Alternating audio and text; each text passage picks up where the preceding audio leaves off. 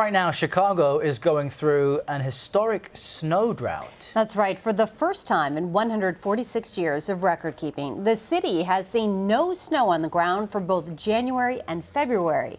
The last time Chicago went without snow for 2 months was in 1921 and 1922, when there was no snowfall between December 25th and February 28th. So what does this mean? Joining us now from Los Angeles is Kevin Samy. He worked as a strategist and speechwriter for the EPA and the Pentagon during the Obama administration. So, Kevin, some call this a result of climate change, and I know that's difficult to pinpoint because climate is essentially weather patterns over time. But from your vantage point, what is it to you? So the thing to make clear here is speculating on whether or not climate change has an impact is a debate, if you will, that should have been over a decade ago.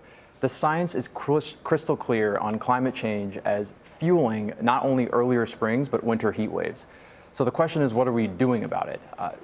In Chicago, we're seeing a trend that is part of a broader trend. If you look at the last 3 years, we've had a record hot years in total. And if you zoom out and look at a geologic scale of how climate's impacting weather and extremes, the science is clear. Unfortunately, we have an administration that's anti-science, and the solutions that we need to be talking about aren't coming to the forefront. And people in Chicago are feeling the problem, and we need to be talking about solutions.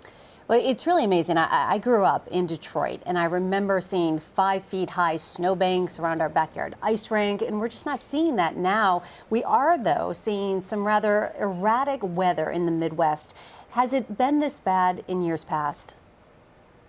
Yes, honestly, the heat wave in Chicago in '95, which I'm sure you'll remember from the Midwest or from the area, you could call that part of this broader trend. Now, is every year going to break records? Maybe not.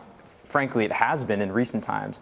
But this bigger trend is affecting us in ways that might be actually convenient, as I'm sure a lot of people in Chicago are enjoying, maybe not as bad snowstorms or whatnot. But at the same time, we're looking at situations across this country and the globe where coral reef dying in fisheries, when it comes to our food stock, when it comes to the way that climate is creating more pollution problems for in terms of ground level ozone in big metro areas, and asthma in children.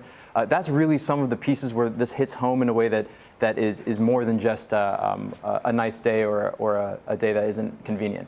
And there is a bit of a knock-on effect from this lack of snow. The local economy in some ways may rely on it. Weather patterns could have an impact on farms throughout the state of Illinois. And meanwhile, some of the budget proposals we're seeing from the president include things like slashing the EPA's staff by 1/5 and eliminating a number of its programs. What situation would that present?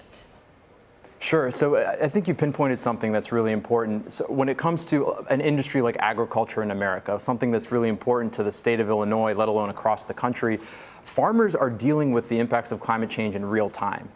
And if you look at the science and the responsibility of the government to basically take national action and to address these issues, our regulations exist exactly for that purpose. The Trump administration, as you mentioned, is taking a hacksaw to important agencies like the EPA that are there not to just protect the environment for the sake of protecting it, but really to protect public health.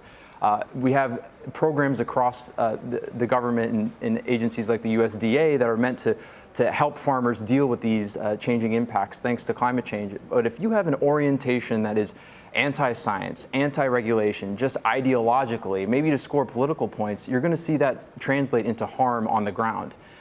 This is one thing I want to mention is this is not something that is new to us. We're speaking about history. Back in the day, I'm here in Los Angeles, and this city used to look like Beijing does today in the 60s. But people got together, we passed laws, and we fixed the pollution problem. There's still a problem. We fixed it largely.